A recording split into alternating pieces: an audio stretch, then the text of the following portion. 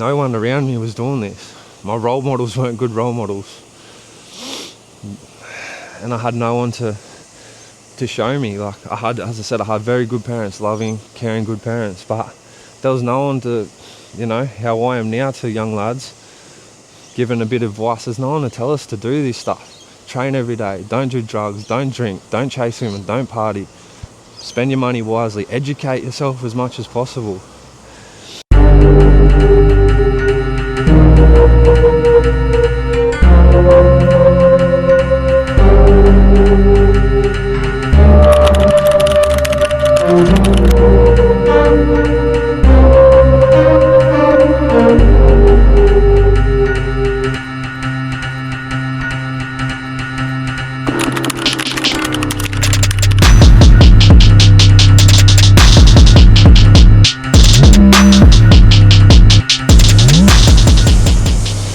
I'm grateful and I'm blessed.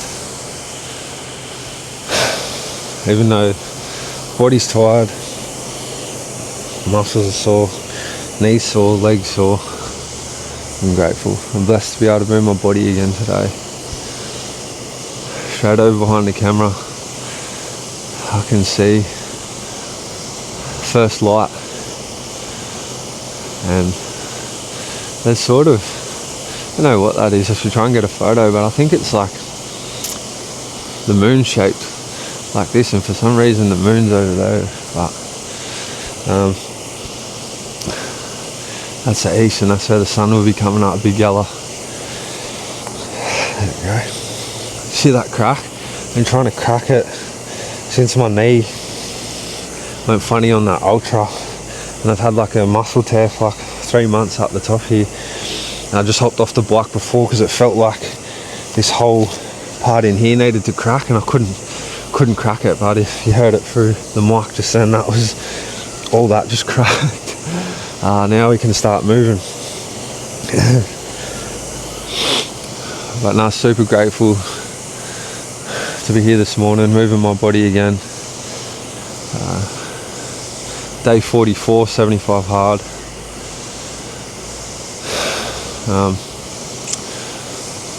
If you've been watching along, don't forget, hit subscribe, and yeah, today I thought I'd mix it up from the kitchen table. I thought I'd spend 45 minutes of my outdoor on the bike, so I'm gonna speak about the mental health, or my past with mental health, and the condition that I had for many years, and then I'll just give you a breakdown of the whole sort of journey, and then to where I am now, and how I deal with my mental health these days.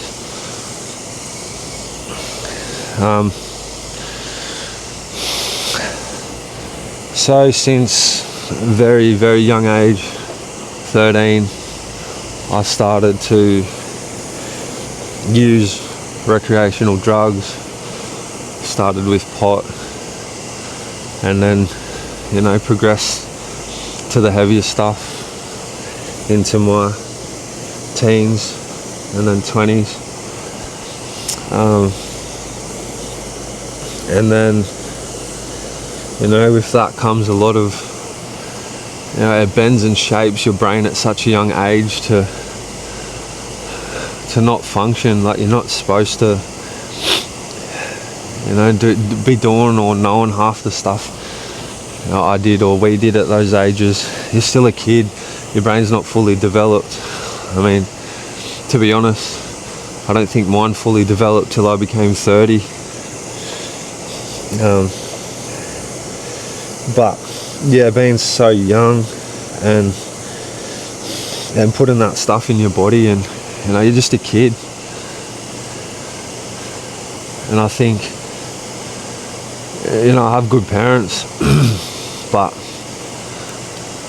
I think you try to rebel sometimes against the people telling you what's right and wrong, and you're trying to make that decision for yourself. And you know, who you're influenced by, stuff you watch, the stuff you see, stuff you hear. And you know, I always used to think my parents were wrong, but they're always right, and the reason being they'd been alive, you know, double that I had been on this earth, and they've seen and been through things that, you know, me and you haven't. So my suggestion, if there's any young people out there listening to this, listen to your parents. They know right from wrong because they've been on this earth way longer than you and me. And now me being a father and changing my lifestyle, of course I'm going to know more than my son, and I'll continue to learn and grow, so I'll remain that way. But you know, using drugs and drinking and stuff like that at such a very young age, I ended up in the mental health system, New South Wales mental health system. I ended up in the mental health unit, psych ward, and I don't know around what age it was. I think it was my late teens. I started to. They first off went in there. They assess you and all that sort of stuff, and they trialed me on, I'd say, 10 different types of medication over a period of time to try and find out what, you know, would agree with my body. And I remember this one pill, it was purple, and it was, no shit, almost like the size of my watch face. I remember having that, and I used to take him in the morning, and Mum would come home and from work, and you know, 6, 7, 8 hour shift, and I would still be there zonked out on the couch. And knowing what I know now, you know, if pharmaceuticals help you right now, then take them, but don't rely on them for life. Because I used to eat that thing, and all it used to do was just make me brain numb, just brain dead, and I'd just be laying on the couch all day, couldn't fucking move. And then after that, you know, we trialed 10 different types of medication, and then probably into my early 20s I got diagnosed with schizophrenia, around that late teens, early 20s. And then from there I started on a pill form to help with that. I used to have like a lot of episodes, hear a lot of different voices. So they trialed me on this little pill, and I had to take it every night, so it was 365 pills a year. And yeah, just trying to maintain that. And I also got a job flying in, flying out, so all of a sudden, yeah, I'm still taking drugs, I'm trying to fix my mental health, and now I'm working away getting you know, more money than my family or my mates have ever seen. You know, working back home compared to out there, 4 or 5 times the money. So the addictions got bigger, it's gambling more, but trying to stay accountable for taking that pill every night when I'm on the piss, you know, till 2 a.m, whatever it is, and then backing it up for work, forgetting. So it was just a clusterfuck trying to remember to take those pills. And then fast forward a bit, that company ended up bringing out an injection, and that was getting jabbed once a month at the start. So they would yeah, I'd go in and see my psychologist, and she would administrate, you know, would speak with her and that, and then she'd administrate the injection once a month. So I had to get 12 a year And I did that for a fair few years, but still mental health was fucked. I used to use that jab as like, oh, now I'll be sweet, now I can get on the shit, or I can, you know, I was just using it as a band-aid to try and help with the voices and the demons and all the shit that was going on. But really I was just fucking fueling that motherfucker even more. So I was getting worse and worse and worse. And then there's a few times over those years where I had to have 3 months off work because I was just mentally fucking just not well. I was not well. I was overweight.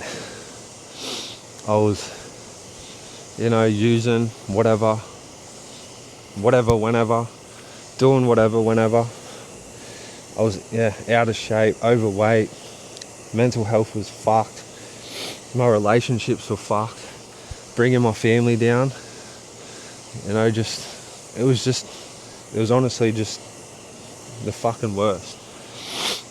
And still having to get that monthly. That went on for years too. And so I'd be flying who knows where, Sydney, WA, wherever, Adelaide, Tassie, wherever. And then if I needed my shot, I'd then have to book in with a GP. I'd go get the script filled, come back, nurse, just to administrate the jab. And I've got all the scar tissue all over my fucking ass. So I used to swap cheeks. Right cheek 1 month, left cheek the next, right cheek, left cheek, so on.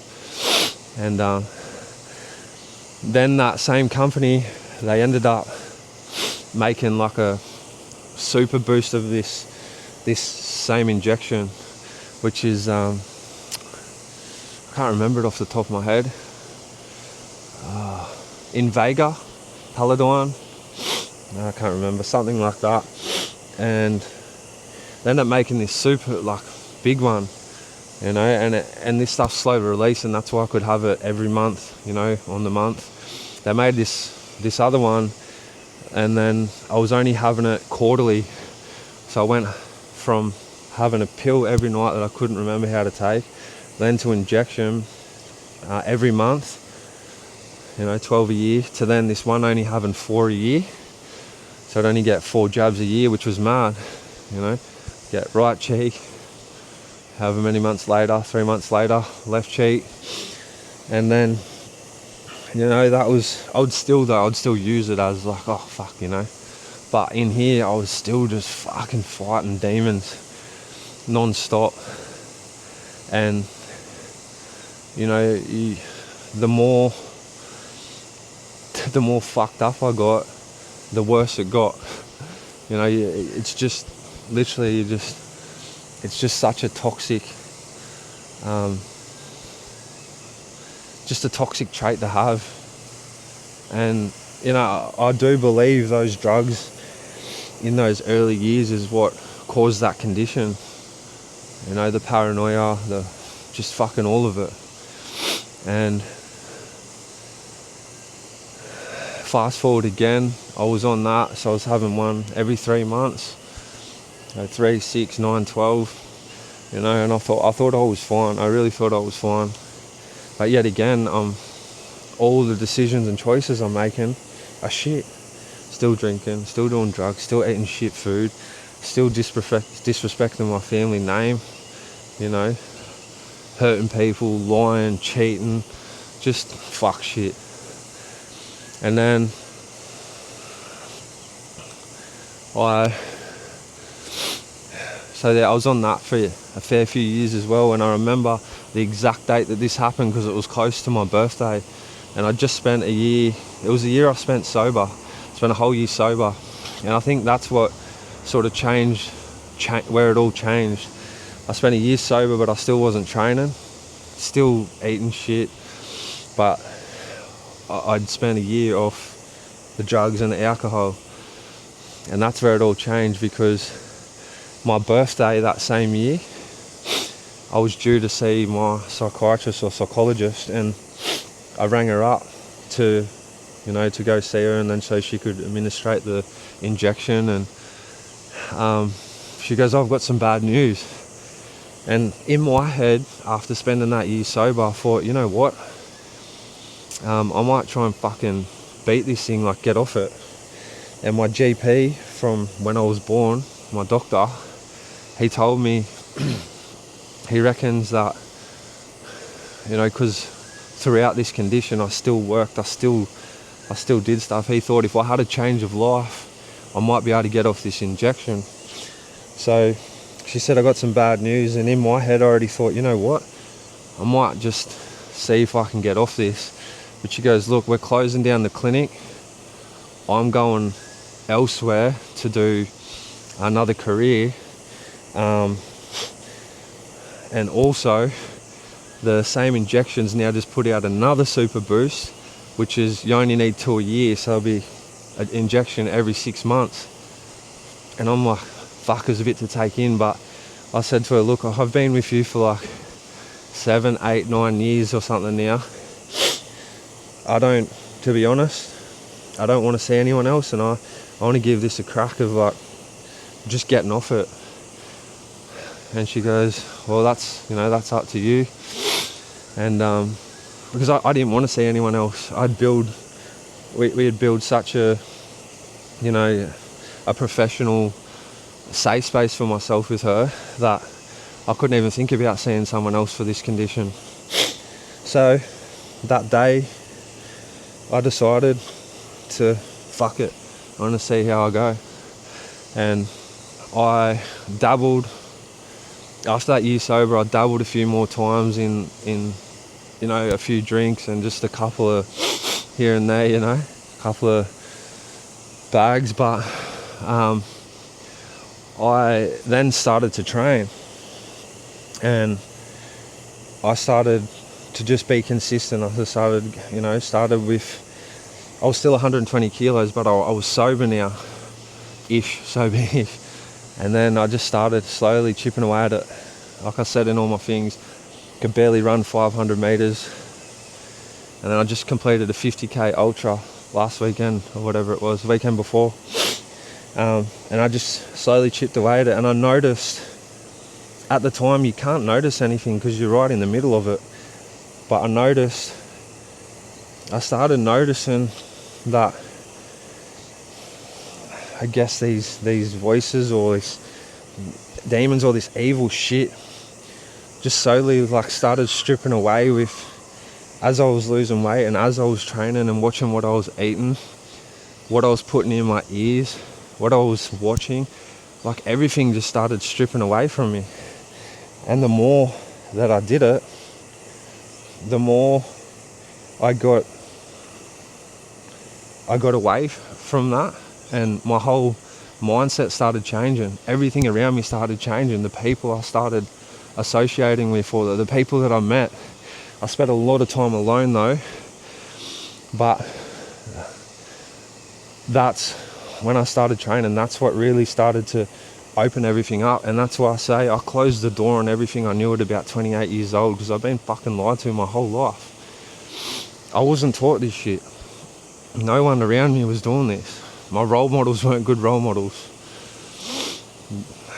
and I had no one to show me. Like as I said, I had very good parents, loving, caring, good parents, but there was no one to, you know, how I am now to young lads, giving a bit of advice. There's no one to tell us to do this stuff.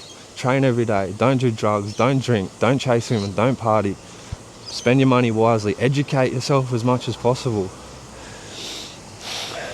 So yeah, and then I kept going, and I kept going, and I kept going. And I remember one morning too, up at EMF up north, I come out of a gym session and sauna, and the sun was coming up like this, and I remember walking out that door just like off my fucking head on nothing, because I still to today I don't take no pre-workout, no shit, like no upper shit to get me going, because I'm just like that from 2 a.m. But I remember walking out the gym and just like seriously peaking, just going, what the fuck is this? And I spoke to one of my mates the other day, and there's no feeling.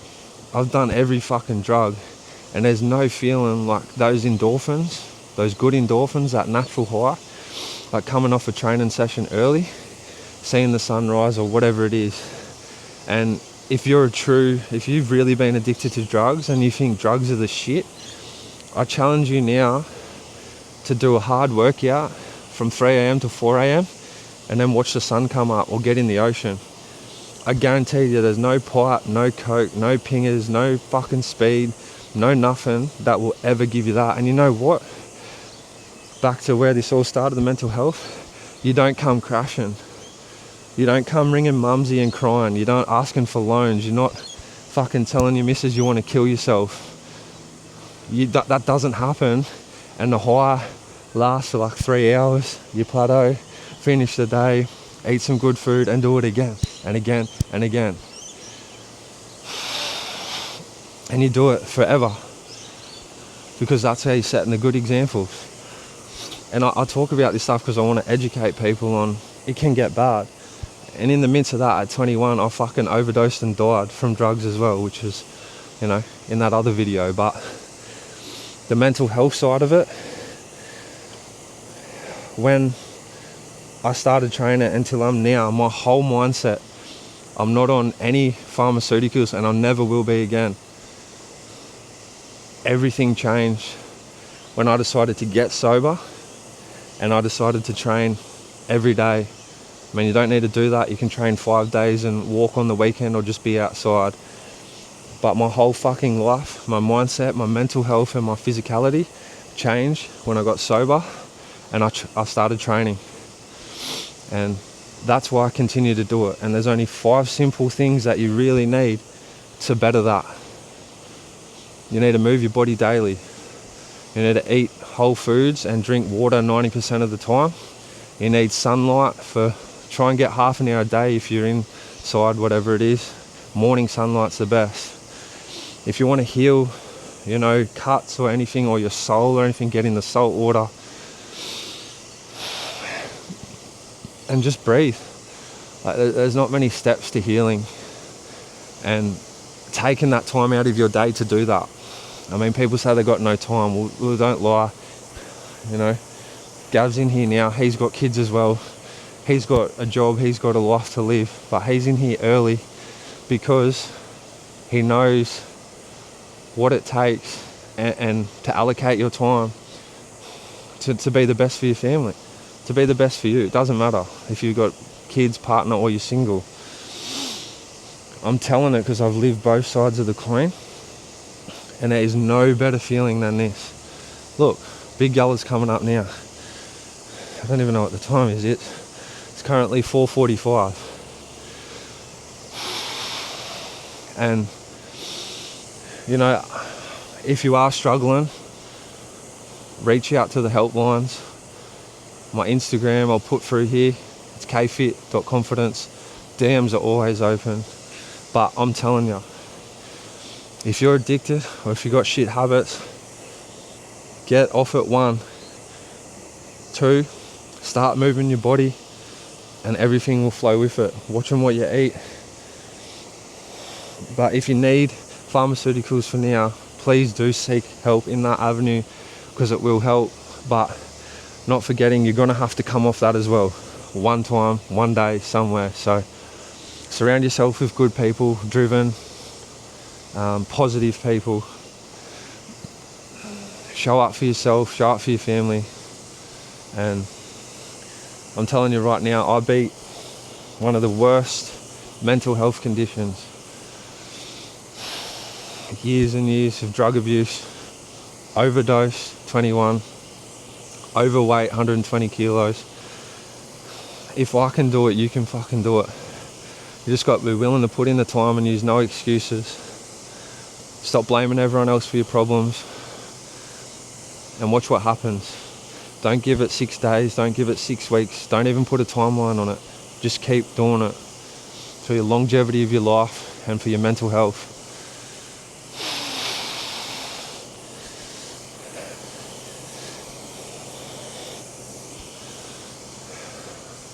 I'm going to finish off this bike. Got another 15 minutes to go. I'm going to head inside for the indoor. Have a lovely day. Remember, health is wealth. It's KPhit. Let's get it.